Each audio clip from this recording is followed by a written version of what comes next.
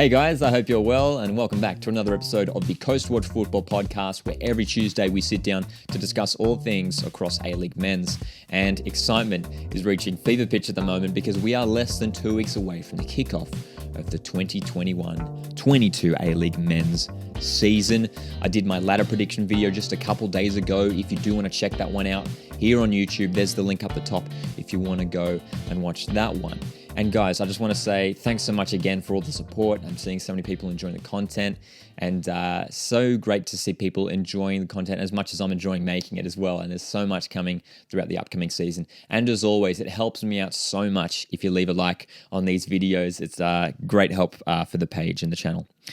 So this episode is going to be the first of a two-part podcast series where we're previewing the upcoming A-League season and considering how tight this season we're expecting this season to be. There's so much competition. I figured it'd be good if I brought in some backup. We've got some podcast guests joining me to help me throughout these season preview episodes. But before we jump into that, as always, we like to go through the latest news regarding A-League men's, and there's been some Socceroos call-ups regarding A-League players. Of course, Ryan Grant is a mainstay in there, but that City front three, Jamie McLaren, Andrew Naboot, and Matthew Leckie have all been called up to the upcoming Socceroos qualifiers, meaning that they will miss out on this coming Friday's FFA Cup tie against South Melbourne.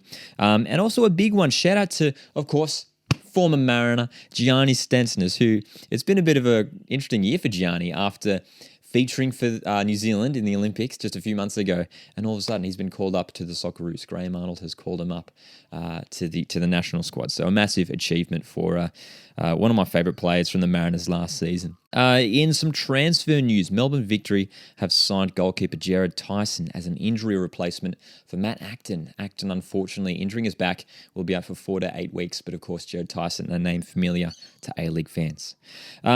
Speaking again of the Central Coast Mariners, we have indeed signed a young left-back, Jacob Farrell, to an A-League contract.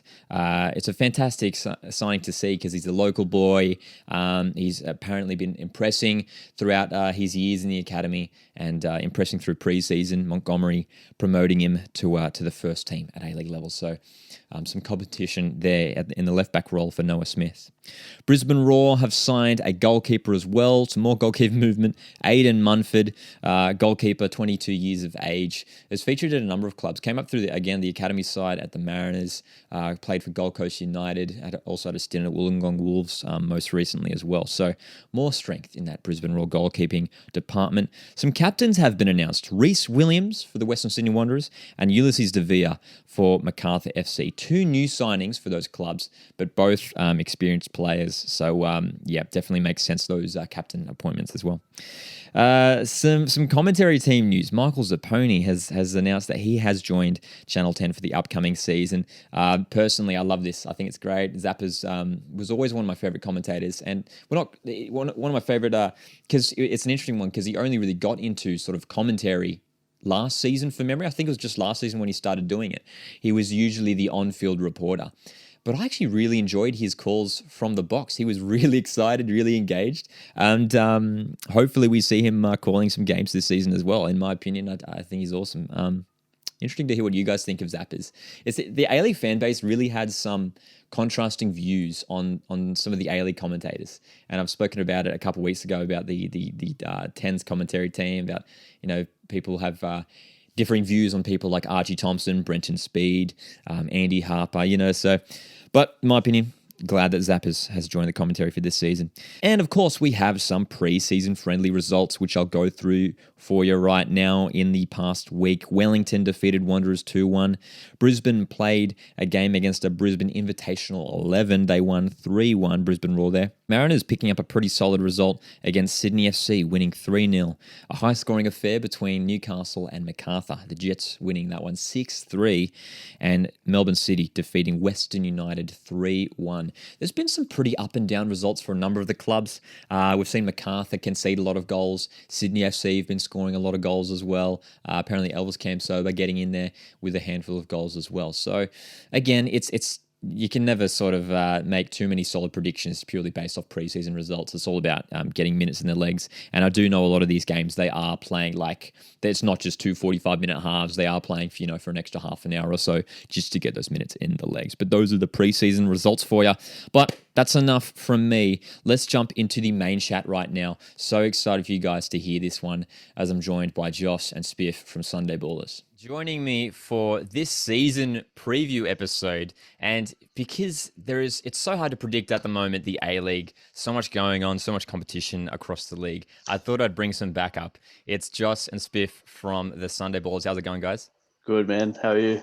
Doing really, really well. And I appreciate you guys jumping on to help me sort of think through the process for, I guess, predictions for this season. So we're going to run through the teams, talk about some strengths and weaknesses, look at some player movement as well. We're going to kick off with the top six. And as we were saying off air, our top six is roughly pretty similar, actually. So we're going to start off, I reckon we just start off with the top two teams.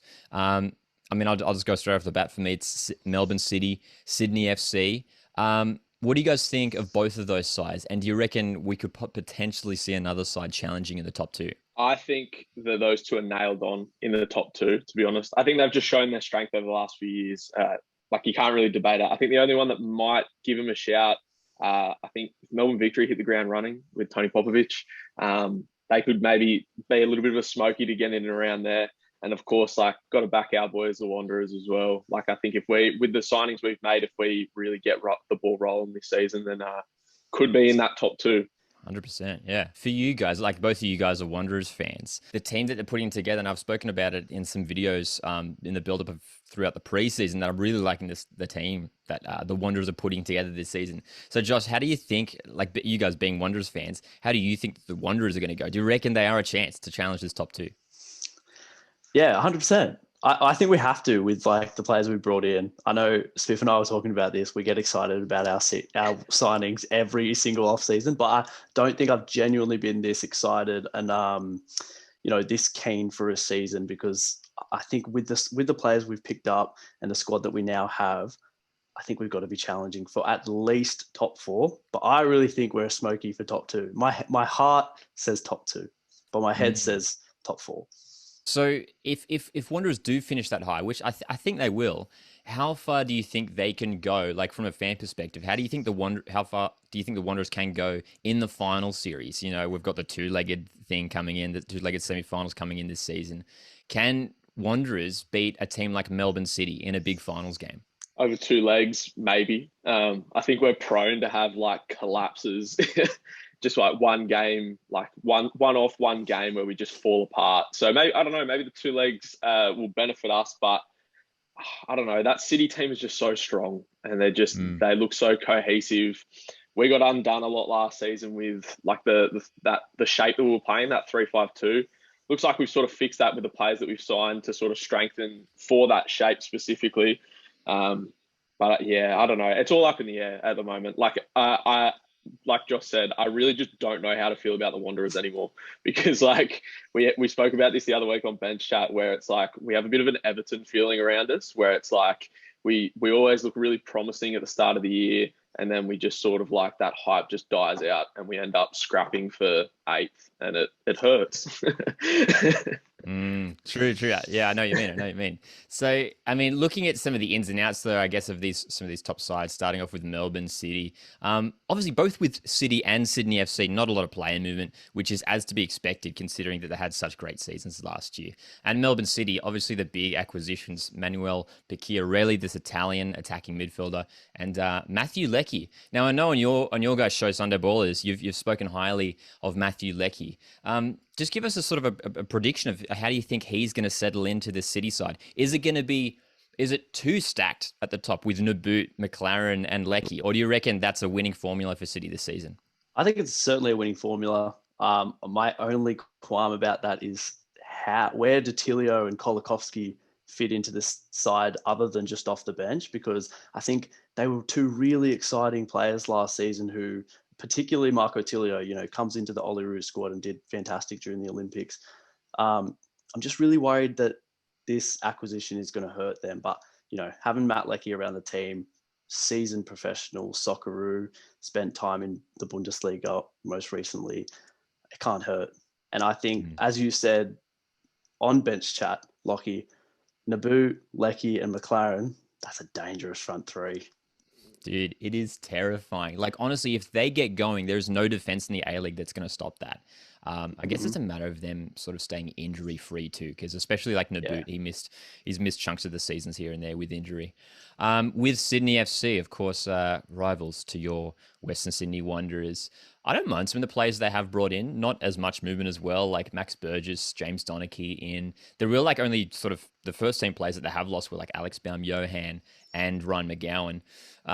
But again, Sydney FC still looking pretty dangerous. So I reckon we'll expect them to be up there as well. Have you guys got any sort of strong feelings about Sydney FC? I mean, well, actually, an interesting thing is I'm just reading a lot of comments online, people suggesting that maybe with Sydney FC's aging squad that they might drop away this year. Do you guys reckon that's a potential?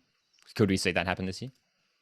Nah, I don't think so. I think Sydney have just done what they do every year, where they just recruit really well. Like in regards with just like they plug gaps and they're smart about it. So like they needed someone there to replace Ryan McGowan. I think James Donachie is a brilliant replacement for Ryan McGowan. And they obviously need someone that's a little bit more youthful, a little bit more athletic to play next to Alex Wilkinson as well. So.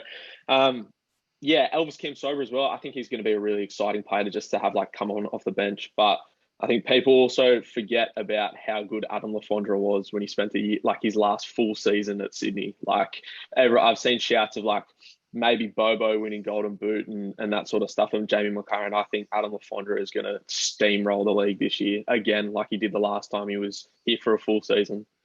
And of course, before we touched briefly on your Wanderers. Some of the key players that they've brought in for me, like Dimitri Petratos and Tom Mohamed, I reckon could be a deadly combination, because like Dimitri Petratos was top in assists just a couple of years ago. And with a goal scorer like Tom Mohamed, especially like strengthening, I mean, interesting to see it was Reece Williams announced as captain as well. So, and Terry Antonis in the side as well. Like there's so much potential for this Wanderers squad to finish high up the table this season. And I know we touched on it before. But looking at some of the outs as well, I mean, like Bruce Kamau, Michi Duke has left as well. Overall, you guys still feeling confident with the Wanderers this year? Yeah, 100%, man. I think we've replaced well, and then as Spiff was saying before, we've actually recruited really well to our shape and our formation, which we know Carl Robinson's not really going to venture too far away from.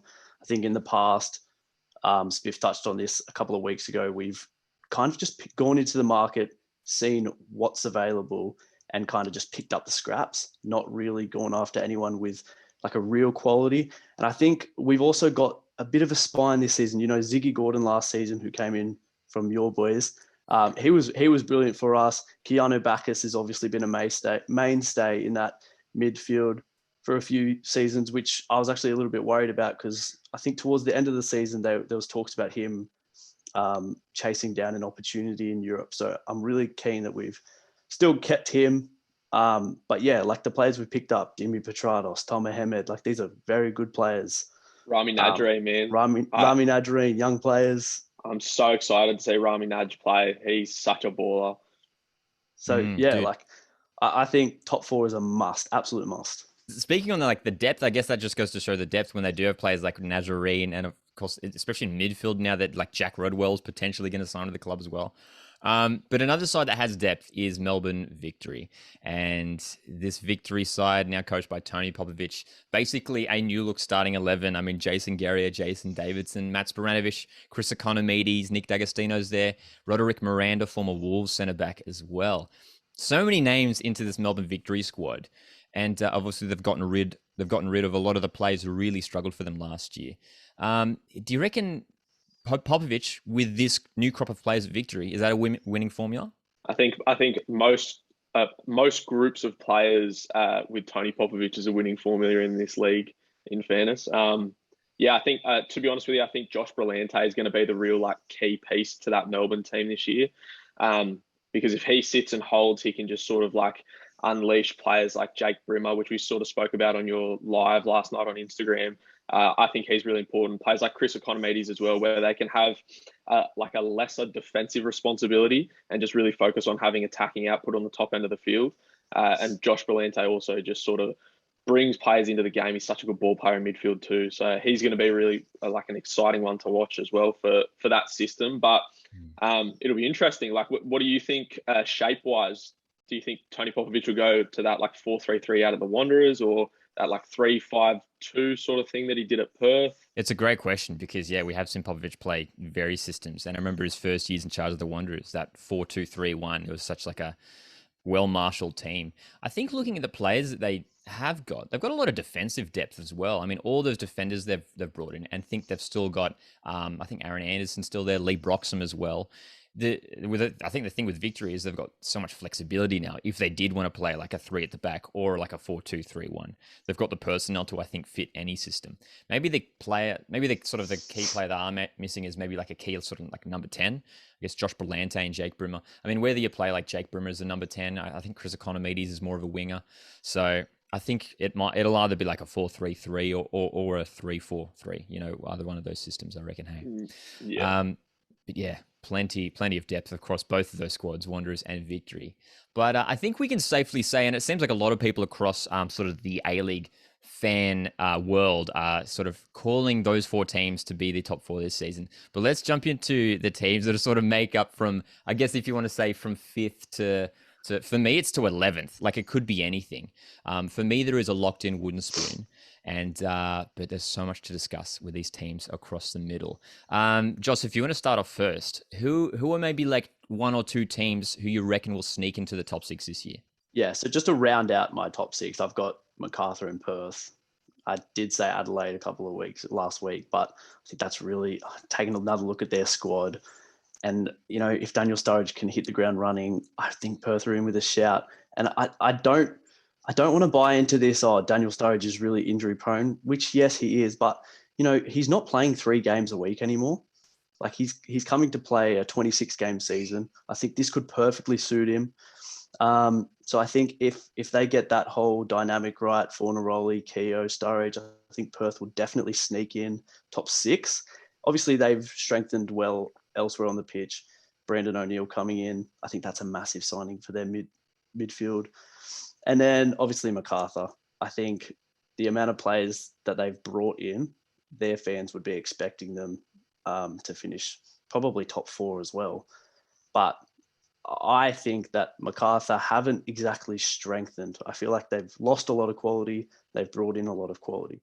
I think they've lost more quality than they brought in.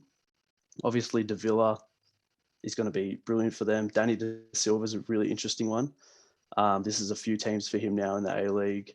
Obviously, smashed it at the Mariners. And I was really upset to see him leave the Mariners because I thought they really built something there last season. For him to go to Macarthur, obviously, I've got a bit of a distaste for Macarthur. But yeah, so I don't know. I don't know about the Macarthur team, man. I think they could honestly miss the 6th, but I would have them in there. Yeah, Macarthur especially is such a tricky one to predict. Yeah. What about you, Spiff? Any particular teams aside from maybe those sides of the Bulls or Perth Glory who reckon could be up there? I think Adelaide are going to crack that top 6. I just really like what they're doing over there with Calvert. He's just, you know, they've got such an exciting, like really promising young, like forward pack of players, boys like Mohamed Toure and that Dakuli as well. He's such a player. So I think they'll creep in, to be honest with you. And they're always a threat, particularly with like players like Ben Haller in there as well and that sort of stuff. I think Perth, yeah, probably in with a shout. But I also think people sleeping a little bit on Western United maybe. And I think it's because of the fact that their international players that they've signed are a little bit of like their unknown quantities a little bit. Like they're not household names. Like Perth have brought in Daniel Sturridge and Western Sydney are bringing in players like Jack Rodwell, whereas Western United are sort of bringing in players that aren't as well known internationally. But yeah, I think they've brought in some good A-League talent. I think Ben Garuccio is going to do really well. Neil Kilkenny is a fantastic A-League proven midfielder. Those keen Australian football watchers are going to be really excited to watch Noah Botic as well play. I'm really excited to see him play. So I think they could sneak in, to be honest with you. Even Brisbane could sneak in too. Nikola Mileusnic as well. So I've been tossing up between Western and Perth because I think that Western United team, because I really liked Dylan Wenzel-Halls, obviously that Prijovic coming in. I think they've got more goals in those two than they did with Berisha, like coming towards the end of his A-League career. I think Prijovic and Wenzel Hall are really good replacements. And obviously, they've still got Diamanti.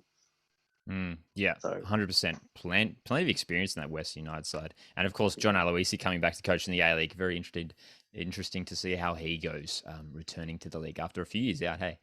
A couple of the other sides, I guess, that we haven't touched on yet, we could probably talk about Newcastle Jets at length as well. They're a bit of a tricky one, Newcastle Jets, because they've brought in so many players, of course, kicked out a lot of players as well. They have, I mean, the defensive signings, I guess, are more of the names that are familiar to A-League fans with like Matt Yerman and Dane Ingham, Jordan Elsey. But then all of these, again, especially in attack and across midfield, a lot of these foreign players that they have brought in. For Newcastle Jets, do you see them improving from last year? It's interesting to hear that you guys haven't put them in as a shout for potentially top six. I don't think they'll crack the top six either, but do you reckon that Newcastle Jets will at least have a better year this season? Yeah, I definitely think so. Like you mentioned before, that those sort of household A-League names in like Matt Yerman and Jordan Elsey, that was their big problem area last year, is the fact that they sort of just relied on Nikolai Topol-Stanley and Nigel Bogard for like 4 years or something like that. Got rid of Johnny Kutrumbis as well, which was one of those ones where I was a bit confused as to why we signed him, because he is just a bit of an average A-League player as well. But Matt Yerman, he's a excellent player. I really like Jordan Elsey when he was at Adelaide. So I think those two are going to be like a big part of that, like just building the foundation for them to go from there. And then, see if maybe Eli Babaj can just sort of hit the ground running back in the league. I feel like I only can see him in like a Melbourne Heart kit. But yeah, no, look, I think it's exciting. It would be interesting to see if players like Costa Grozos as well plays, like a young Wanderers Academy kid. He's really good. I've sort of seen him play in the NPL here in New South Wales, and I'm a big fan of his. Bit of a shame that he didn't crack the team, but Sam Silvera, that one's got a sting as well. Sammy Silvera coming back. Excited to see that. The Chelsea youth team prospect, what he looks like with the curly Mohican and the skin fade. Some of the other sides that we haven't touched on. Actually, I'm interested to hear what you guys think of course, my Central Coast Mariners, jersey hanging up in the back. Nikolai Muller, of course, was at the Wanderers for the last couple of seasons. From an outside perspective, I mean, me personally as a fan, I'm expecting us to maybe just sneak into the finals at best. It's going to be hard for us to achieve the success we did last season. From an outside perspective, though, what do you guys think of the Central Coast Mariners this season? Another one of those teams where you just don't know where it's going to go. I feel like if you guys get top six, that's massively overachieving. I think you guys are, losing De Silva, Alu Kuol, Gianni Stensness. These are massive names. And I know, actually, you touched on it, Lockie, the other day. Alu Kuol necessarily wasn't a big first-team player, but still a lot of impact off the bench. Can Matt Simon do what he did last season? I don't know. Alan Stajic leaving is probably bigger than any of the players leaving, in my opinion. That's the big one. Yeah, I agree. So, and just looking at your signings, they're unknown players, hey. Yeah. In saying that, I am really excited to see that Brazilian Donny coming over because, as you said, we don't often see young players come to the A-League, like young foreigners, sorry. So I'm really excited. I'm hoping he's one of these techie Brazilian players that, he's just playing samba football. He's come to have fun.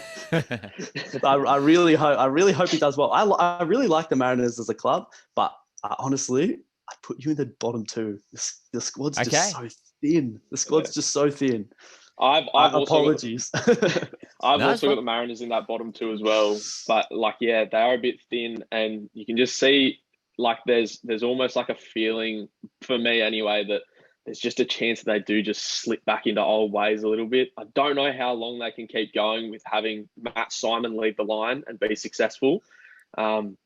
But again, I think they're still in that mix of 5th to 10th or 11th teams that could be in and around that top 6 mark, because I don't think they're far off Newcastle. I don't think, particularly if Nick Montgomery sort of hits the ground running a little bit and gets his system sorted early doors, I don't think they'd be far off Brisbane either. So you never know.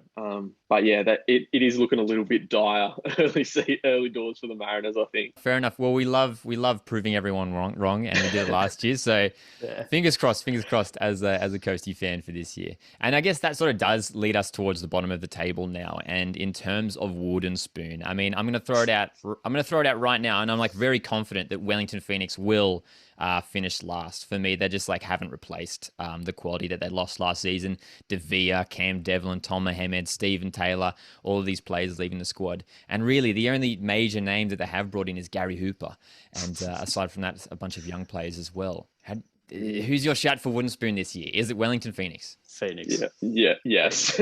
there is one player I like in that side, and his name is Reno Piscopo. Other than that, I think they would probably get played off the park by a lot of NBL teams. Yeah, I like David Ball. I do like David Ball, and Ben Wayne. Ben Wayne's a good young player as well. But when you're relying on Josh Sotirio as your wide player, it's dire. It is just dire. us. We've seen it. We've watched Josh Sotirio play week in, week out. So good. Well, there we go. And of course, you can check out like the full, you guys did a full season preview, breakdown, ladder prediction, all that in the Sunday Ballers episode. So you can check that out on YouTube.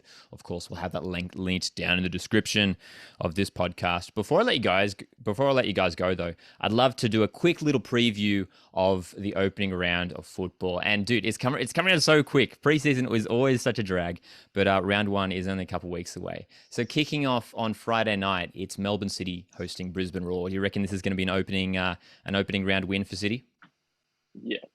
Yeah, comfortable. Yeah. Could be an easy one. Yeah.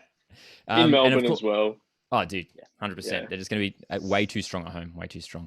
Mm. The Sydney Derby, which is going to be awesome. They have announced that there will be 100% capacity down there at the newly named CommBank Stadium. Who's winning this one? What do you think? Score prediction. 5-0 Wanderers. Reel it in. I'm nervous. Nervous. I reckon it could be a bit cagey. I think I'd say 1-1. I'll say 1-1. In all seriousness, I think we'll do them. I think it'll be 2-1. I'm backing Wanderers 3-2 in this one. Mm-hmm. I reckon just with the new squad, I reckon they're going to be massive this year. And of course, the simultaneous kickoff, 2 games kicking off at the same time. It's down in Victoria, Western United and Tony Popovich's Melbourne Victory. So John Aloisi taking on Tony Popovich. Who's winning this one? I think that'll be a 1-1. I'm going Popper. Cagey game, I reckon. I've got to go Popper. I think Victory, if they're going to start this season away from last season, I think they have to hit the ground running. I'll go Popper 3-1 Victory. Ooh. Also, just quickly, what do you think about the simultaneous kickoffs, Lockie? Dude, well, personally, I'm pretty optimistic about it. I think it could be cool. I'm interested to see how it's actually going to play out. So I think once we see, because they're talking about how they're going to be like sort of cutting in and out to showing highlights of the other game. Because like, as I touched on when they first announced it, it's sort of similar to the goal rush thing that they do in the Premier League, right? Yeah. Which I really, really like that when they're just showing a main game and they have like the ladder and the results on the side too and a graphic. I think it's going to be cool. What do you guys think? I loved a good Saturday afternoon game where you could just watch a couple of games in a row. True. Yeah. So I think for the couch viewer, like when their team's not necessarily playing, I think it'll be, less football to watch, if that makes sense. But I'd love them to do like a Premier League thing where last game of the season, all games at the same kickoff time, really get the drama going. That'd be great. But is there really drama when it comes to the A-League? Because if you finish first, it doesn't actually matter because you're still going to go and win the finals. Yeah, but at the last game of the season, there's still like 4 teams that can qualify for finals. The top 6 is always a good race. Yeah. True.